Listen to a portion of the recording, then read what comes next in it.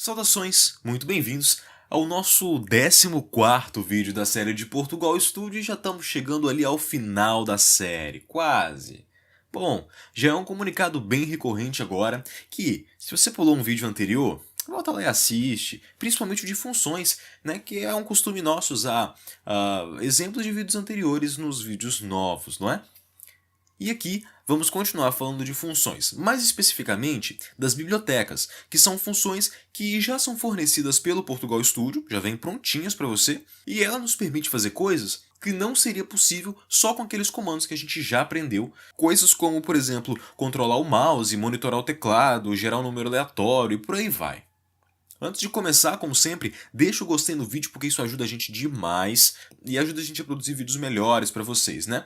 Inscreva-se aqui e curta lá a página do Facebook também. Se você não quiser perder nenhum vídeo, você pode ativar as notificações, clicar naquele sininho bonitinho ali embaixo. Prezamos pela gratuidade do conhecimento e não cobramos nada de você. Ajude-nos, divulgue-nos. Vamos lá?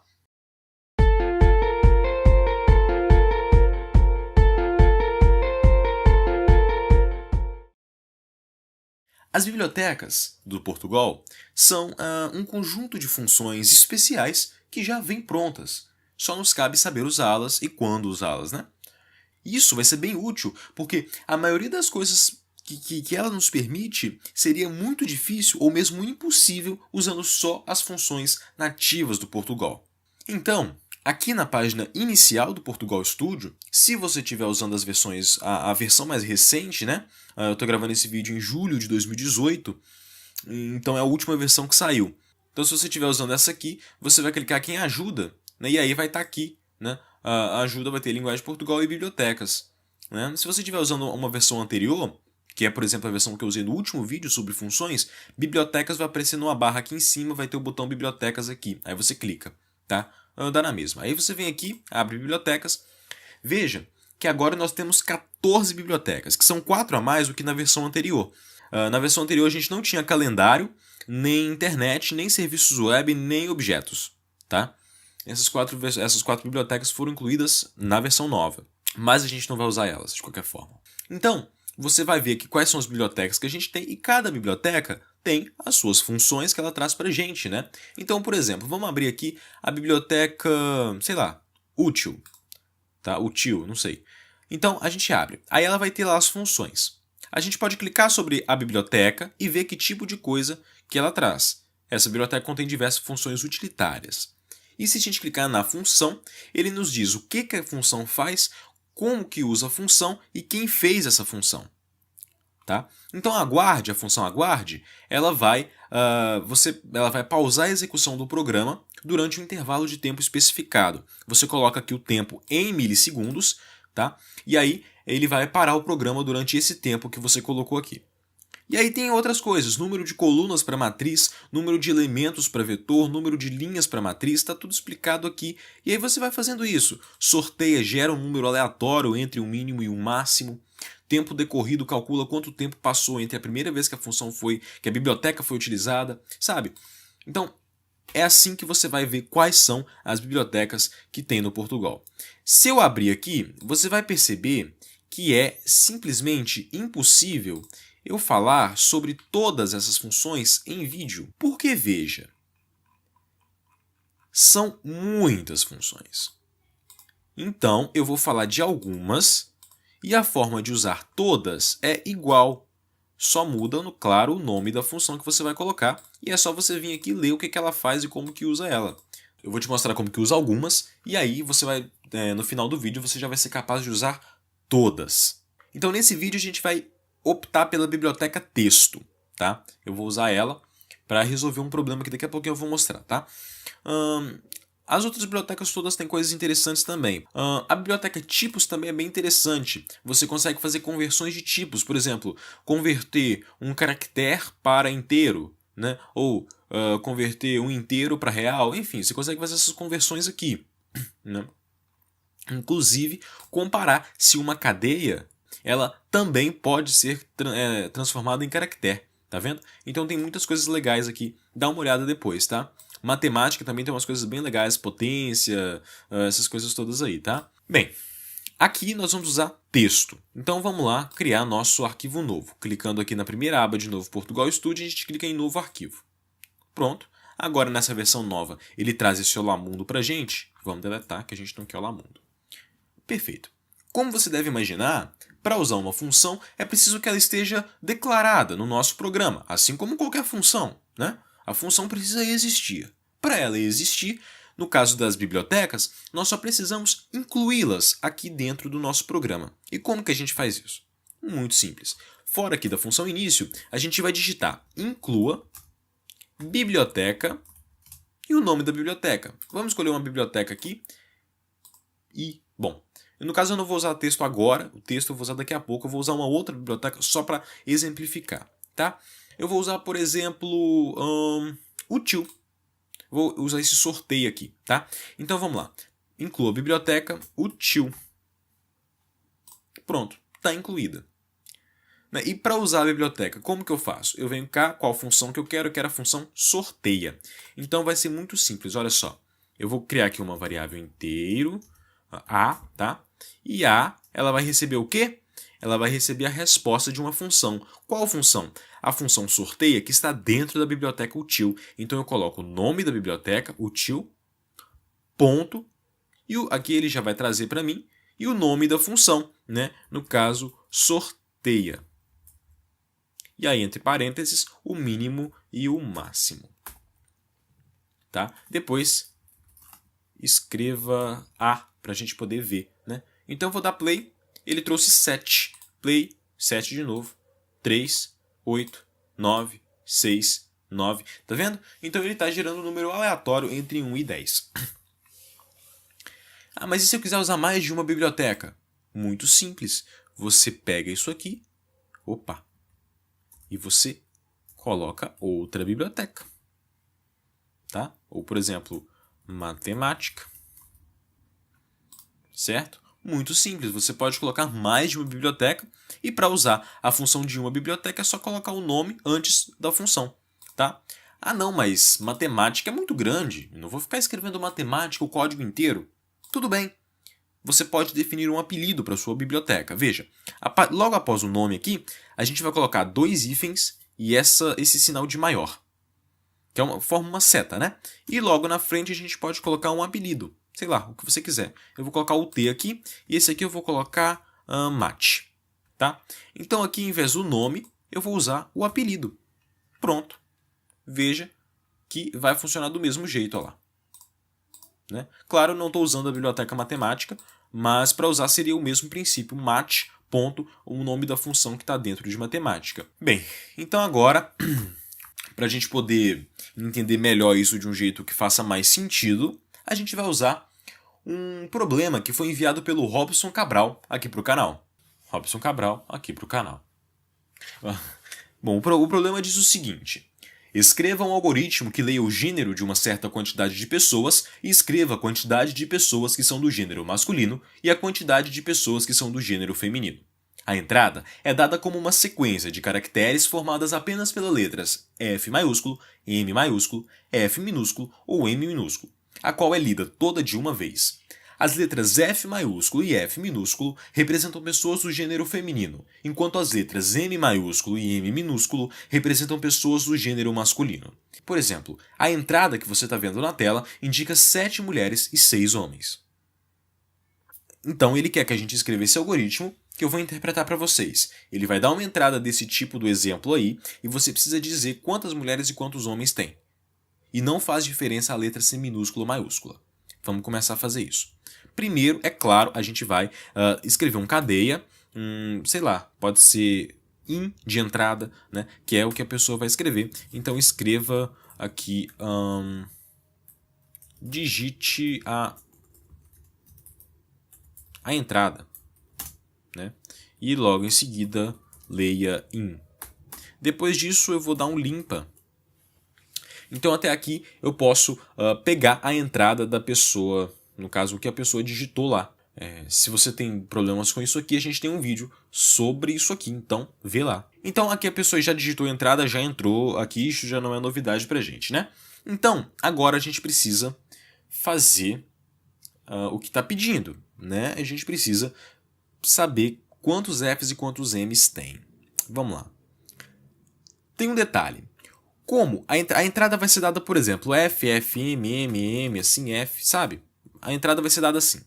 Não faz diferença ela ser minúscula ou maiúscula. Então vamos converter tudo para a mesma caixa.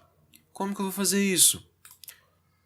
Muito simples, tá? Você vem aqui na biblioteca texto e está aqui caixa alta ou caixa baixa. Transforma os caracteres de uma cadeia em caracteres minúsculos ou maiúsculos. Então, vamos incluir aqui nossa biblioteca texto.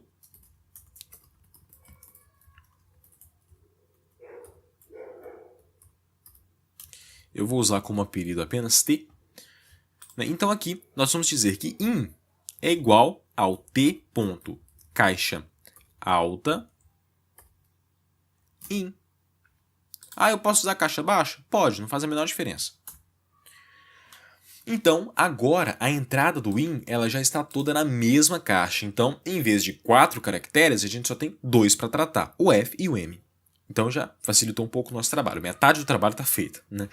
Então, agora a gente só precisa saber quantos Fs e quantos Ms tem nessa entrada. E é muito simples. Veja que aqui na biblioteca texto, a gente tem algumas funções. Uma dessas funções é o número caracteres, que conta o número de caracteres existentes em uma cadeia.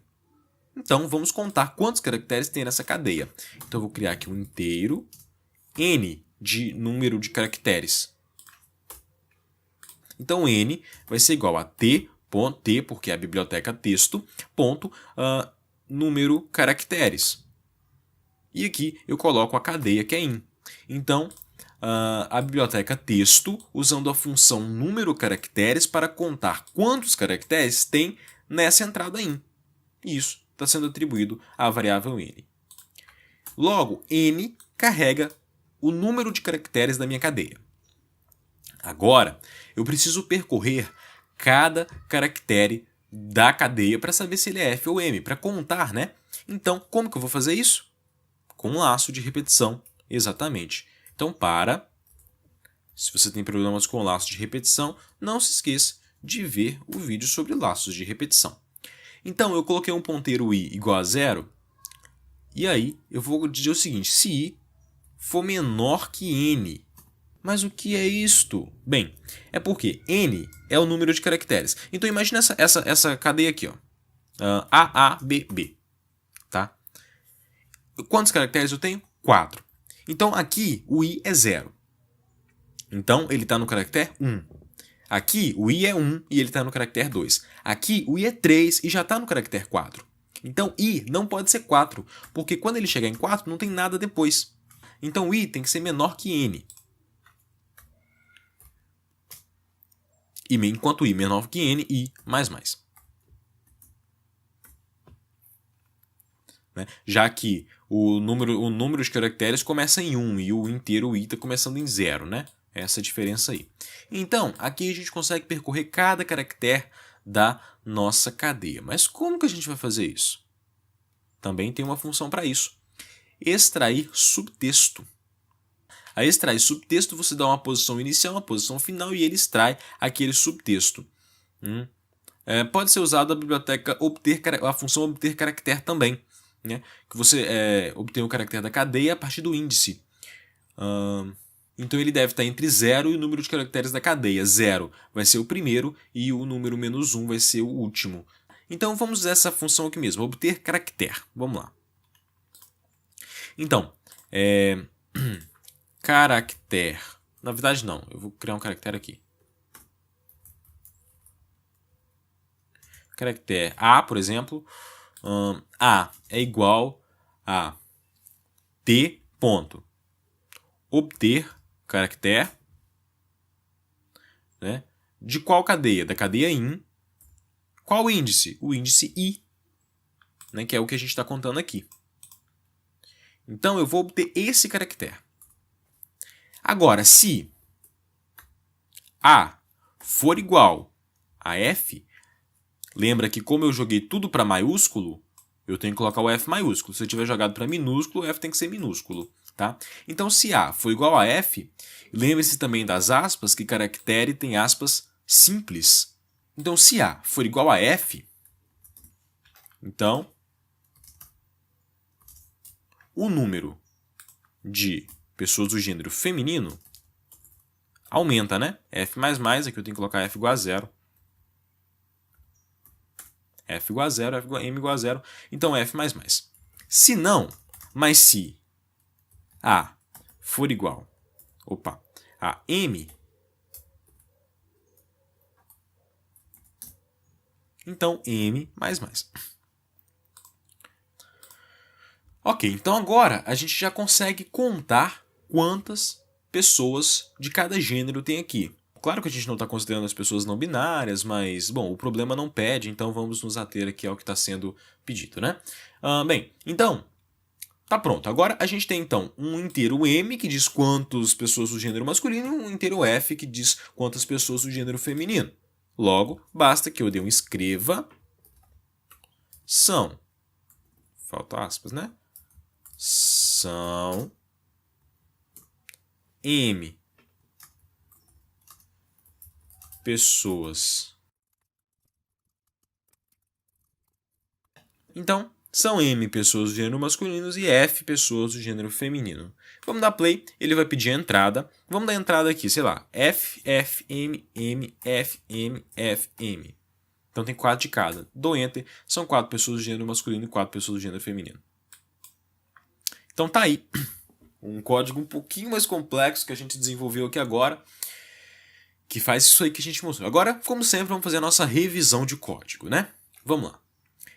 Inclua a biblioteca texto. Vai fazer o quê? Incluir a nossa biblioteca texto com o apelido T. Então, sempre que eu chamar T, eu estou chamando a biblioteca texto. Definir uma cadeia in de input, que é a entrada que a pessoa vai escrever, que vai ser lida aqui no leia in. Tá? Então, isso aqui é aquela entrada que eu digito aqui no console. Inteiro n vai contar quantos caracteres tem nessa entrada in, para a gente poder dizer até onde eu quero até onde eu quero ler ela. M vai contar quantas pessoas do gênero masculino e F vai contar quantas pessoas do gênero feminino. Caractere A é a variável que vai receber cada caractere que eu estou lendo para poder comparar se ele é F ou M. Então, a gente pede lá a entrada do usuário, converte a entrada toda para caixa alta para eliminar a diferença de caixa. Maiúsculo, minúsculo, a gente joga tudo para caixa alta para ficar só letras maiúsculas. E então a gente calcula quantos caracteres tem nossa cadeia. Então agora a gente já tem duas informações muito importantes. Primeiro, a nossa cadeia é toda caixa alta e tem tantos caracteres, tem N caracteres. Então, a gente vai percorrer aqui com o i começando em 0 até o i que seja menor que n. Porque se a gente tem 4 caracteres, então é equivalente a i do 0 ao 3. Lembra lá dos vetores, né? Se um vetor tem 4 posições, eu tenho das posições 0 ao 3. Então a mesma coisa aqui. Então eu não posso chegar à posição 4, porque ela não existe. Se um vetor tem 4 posições, a última posição é a 3, que vai ser então o i menor que n. Tá? Então i++ para a gente poder incrementar isso aí. Daí, vamos supor que i seja 0. Então eu obtenho o caractere que esteja na posição 0 da cadeia in. Isso significa que é o primeiro caractere. Então depois vamos supor que a cadeia tenha 4 caracteres. Quando i for igual a 3, que for a última corrida desse laço, então ele vai pegar a última posição. E esse A vai então ser comparado para saber se ele é F ou M. Se ele for F, eu atribuo lá a variável F. Se ele for M, eu atribuo a variável M. E pronto, eu só digo agora quantas pessoas de cada variável tem. Ah, mas e se eu quiser incluir aqui uma pessoa não binária, que não é F nem M? O que eu faço? Muito simples. Você vem aqui e adiciona uma variável B, por exemplo, né, porque já tem A, né, então B. E aqui a gente só coloca se não B++. E aí a gente coloca aqui e B pessoas que não se identificam com nenhum dos dois gêneros. Então, pronto. Agora eu posso colocar aqui FFMAA. Pronto, olha lá. São 13 pessoas do gênero masculino, 10 pessoas do gênero feminino e 7 pessoas que não se identificam com nenhum dos dois gêneros. Bom, então tá aí a resolução do problema do Robson. E terminamos aqui nosso conteúdo sobre bibliotecas. Bom, fica aí como tarefa para casa, digamos assim, ver as outras bibliotecas do Portugal e quais são as funções que tem nela, ler a descrição, o que cada uma faz e tudo mais, para você poder saber que ela existe para quando você precisar. Se você gostou do vídeo, não esquece de dar aquele gostei, porque ajuda muito o canal. E aí compartilha com os amigos para ajudar o canal a crescer e a gente a conseguir fazer mais vídeos para você. E comente suas dúvidas ou sugestões aqui embaixo, ou então entre em contato pelo Facebook também. Mas se você ainda não é inscrito e quer receber os próximos vídeos, então clica no logo do canal que está aparecendo aqui no vídeo. Pode ser no celular, pode ser onde você estiver, clica nele aqui, clica em inscrever, você vai estar inscrito. Você vai estar inscrito, ok? Ou aqui embaixo do vídeo também. A gente se vê no próximo vídeo. Até lá!